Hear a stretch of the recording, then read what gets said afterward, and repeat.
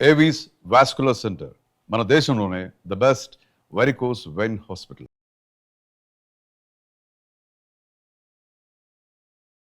నమో నరసింహ. గోవులో సకల దేవతలు కొలువై ఉంటారంటారండి, నిజమే. అలాగే పితృదేవతల అనుగ్రహం కోసం కూడా గో పూజ చేయమని, అలాగే గో సేవ చేయమని చెబుతూ ఉంటారు మన పెద్దలు.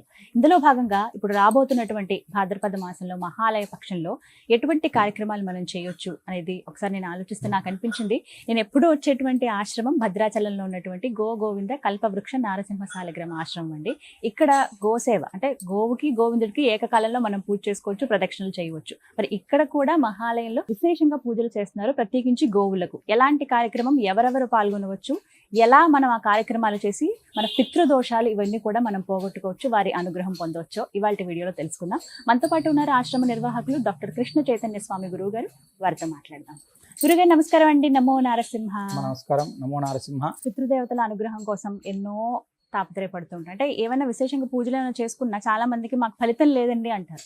వీటికి కారణం దైవానుగ్రహం లేకపోవడం అనేది చాలా మంది భావన. కానీ మీరు చాలా సార్లు చెప్పారు వీటన్నిటికీ పితృదేవతల అనుగ్రహం ఉండాలి ముఖ్యంగా అని చెప్పి.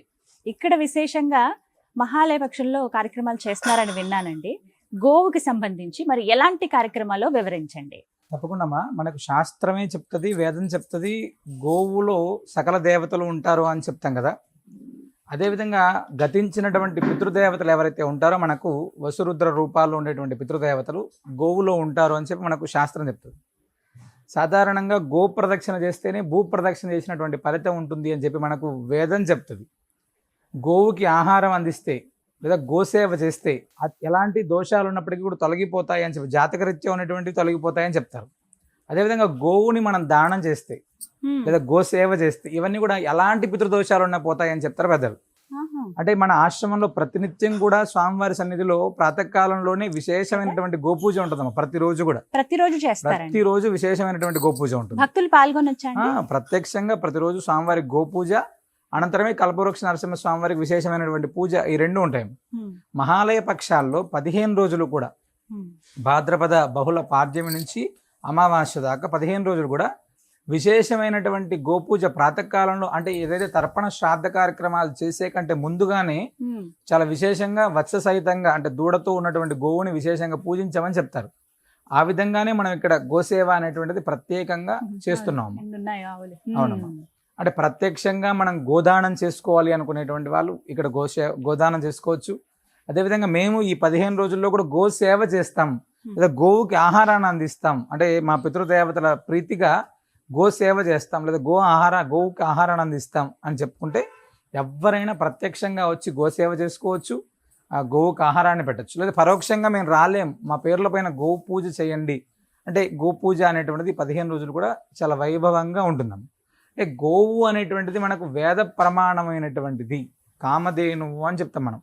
అలాంటి కామదేవును పూజించాలి అంటే కూడా నిజంగా మన పూర్వజన్మ సుకృతం అనేటువంటిది ఉండాలి. చాలామంది గోవుకి ఆహారం పెట్టేటువంటి క్రమంలో చాలా ఆనందపడుతుంటారు. అంటే వాళ్ళ చేతులతోటి వాళ్ళు పెడుతుంటే వాళ్ళు పడే ఆనందం చాలా అత్యద్భుతంగా ఉంటుందమ్మా.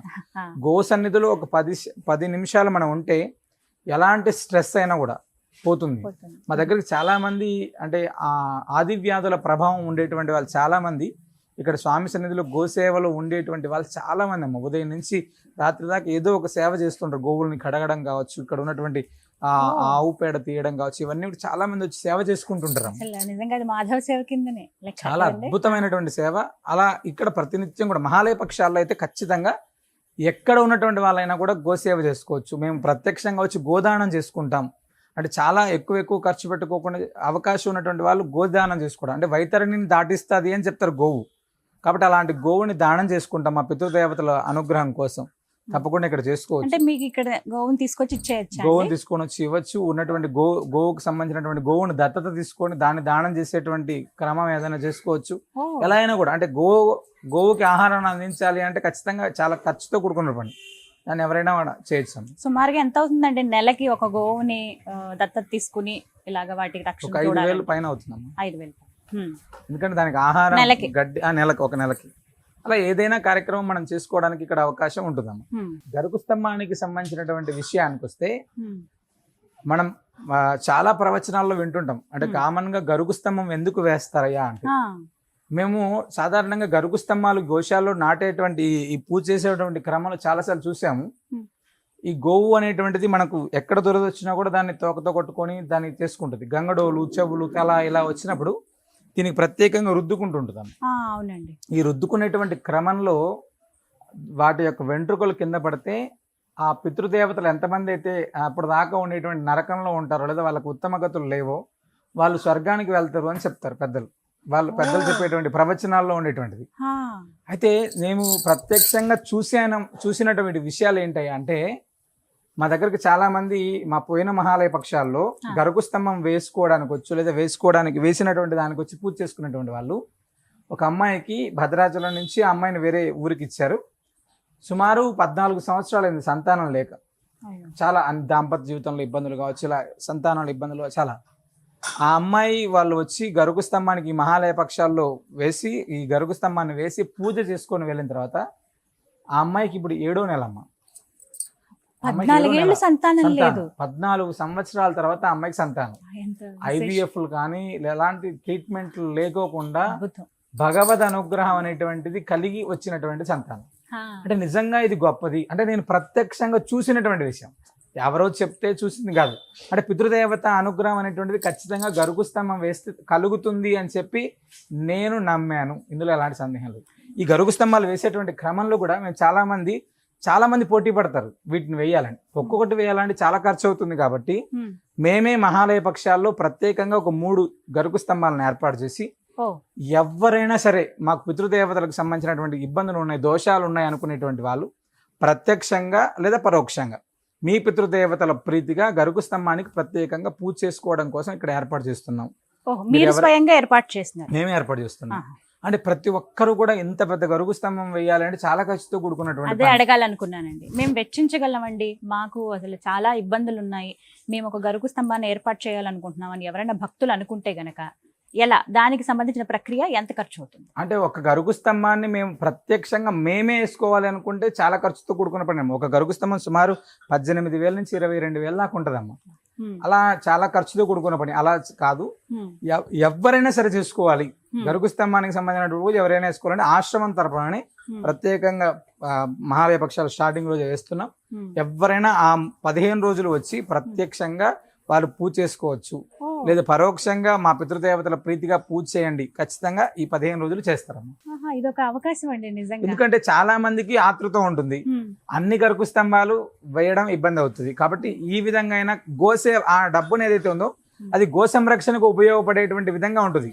మనం గరుకు స్తంభం వేసినటువంటి పుణ్యం వస్తుంది, గోవుకి ఆహారాన్ని అందించినటువంటి పుణ్యం మనకు 2 వస్తాయి. కాబట్టి ఖచ్చితంగా ఆ విధంగా ఏర్పాటు చేస్తున్నాం, ఎవరైనా ఉపయోగించుకోవచ్చు. ఈ 15 రోజులు ఇది ఒక మంచి అవకాశం. అవునా, మొదటి రోజు ఇప్పుడు 7వ తారీఖే ఈ కార్యక్రమం అంతా చేసేస్తారు కదండి. 7వ తారీఖే గరుకు స్తంభాల్లో ఫిట్ చేయాలమ్మా. ఇవి పూర్తిగా సుమారు చాలా బరువు ఉంటది. ఈ ఫిట్ చేసిన తర్వాత 8వ తారీఖు నుంచి కూడా మనం ఈ కార్యక్రమంలో పాల్గొనవచ్చు. స్వయంగా రావచ్చు, వచ్చి చక్కగా స్వామిని దర్శించుకోవచ్చు, ఈ కార్యక్రమంలో కూడా ప్రత్యక్షంగా వచ్చే వాళ్ళు రావచ్చు, గోపూజ చేసుకోవచ్చు, గరుకు స్తంభం పూజ చేసుకోవచ్చు. లేదు పరోక్షంగా పాల్గొనాలనుకుంటే తప్పకుండా నృసింహ సేవానికి సంబంధించిన నెంబర్ని సంప్రదిస్తే వాళ్ళు నోట్ చేసుకుంటారు, పూజ చేస్తారు. వీటికి ఎలా అండి మరి, ఎంత ఖర్చు అవుతుంది పూజకి? వీటికి చాలా తక్కువ అమ్మా. అంతేనా? చాలా తక్కువ, అంటే చాలా తక్కువలోనే పూజ చేసుకునేటువంటి కార్యక్రమాన్ని మనం ఏర్పాటు చేస్తాం. అయితే వీటికైతే స్వయంగా రావాల్సి ఉంటుంది. ఆ క్రమంలో ఎవరి నా పేరు గోత్రం వారివే ఇవ్వాల్సి, వారికి సంబంధించినటువంటి ఎవరైతే వేస్తున్నారో వాళ్ళకి సంబంధించినటువంటి పేర్లు, పితృదేవతల ప్రీతిగా దానికి సంబంధించిన ప్రత్యేకమైనటువంటి సంకల్పం, పూజా విధానం ఇవన్నీ ఉంటుందమ్మా. ఆ విధంగా పూజ చేసుకోవచ్చు. కానీ ఈ గరుకు స్తంభం వేసే వాళ్ళు ఎవరైతే ఉన్నారో వాళ్ళు స్వయం పాకాన్ని కూడా దానం చేయాల్సి ఉంటుంది. ఖచ్చితంగా స్వయం పాకం బ్రాహ్మణుడు ఎవరైతే చేస్తున్నారో వారికి స్వయం పాకాన్ని దానం చేస్తే అది ఇంకా విశేషమైనటువంటి స్వయం పాకం అనేటువంటి దాంట్లో ఒక రోజు మనం ఎవరైతే భోజనం చేసుకోవడానికి ఏముంటుందో మహాలయాల్లో స్వయం పాకం దానం చేస్తే చాలా మంచిదని చెప్తాం కదా. ఆ విధంగానే ఈ చేసినటువంటి బ్రాహ్మణుడికి ఈ యొక్క స్వయం పాకం ఇస్తే మంచిది అని చెప్పి ఈ విధంగా ఏర్పాటు చేస్తాం. చాలా మంది చేయలేమని బాధపడతారు, శక్తి లేదని చెప్పి. అలాంటి వాళ్ళు తక్కువ ఖర్చులో చక్కగా వారి పేరు మీద పూజ కూడా చేయించుకోవచ్చు. అంటే వీటి నుంచి కూడా ఎంతో కొంత ముక్తి పొందే అవకాశం కూడా ఉంది. ధన్యవాదాలు గురుగారు, మంచి అవకాశం. నమస్కారం.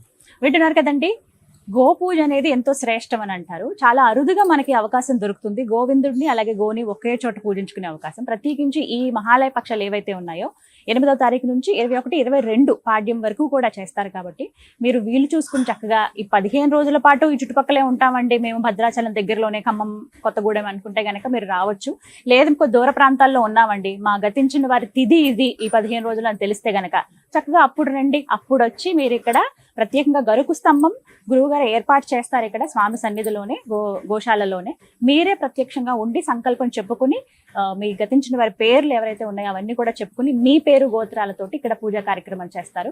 విన్నారు కదా, ఎన్నో సాక్ష్యాలు ఉన్నాయి. కేవలం ఒక్కరి గురించి చెప్పారు గురువుగారు. ఇలా ఎంతో మంది వాళ్ళ జీవితాల్లో మార్పులు చూసి అనుకోని సంఘటనల నుంచి బయటపడి ఇప్పుడు హ్యాపీగా వాళ్ళ లైఫ్ లీడ్ చేస్తున్న వాళ్ళు కూడా ఉన్నారండి. ఎవరికి ఉండదు సంతోషంగా ఆనందంగా ఉండాలని చెప్పి, స్వామి అనుగ్రహం ఉండాలని. మరి ఈ అవకాశం ఎవరు మిస్ చేసుకోకుండా పితృదేవతల ప్రీత్యర్థం ఈ కార్యక్రమాల్లో మీరందరూ కూడా పాల్గొనాలని కోరుకుంటున్నాను. వివరాల కోసం స్క్రీన్ మీద నెంబర్ ఇస్తున్నాను. అలాగే కంప్లీట్ అడ్రస్ ఆశ్రమానికి సంబంధించి ఇస్తున్నానండి. రాములవారి సన్నిధికి 100 మీటర్ల దూరంలోనే ఉంటుంది. తప్పకుండా వచ్చి అందరూ ఈ కార్యక్రమంలో పాల్గొనండి. నమో నారసింహ.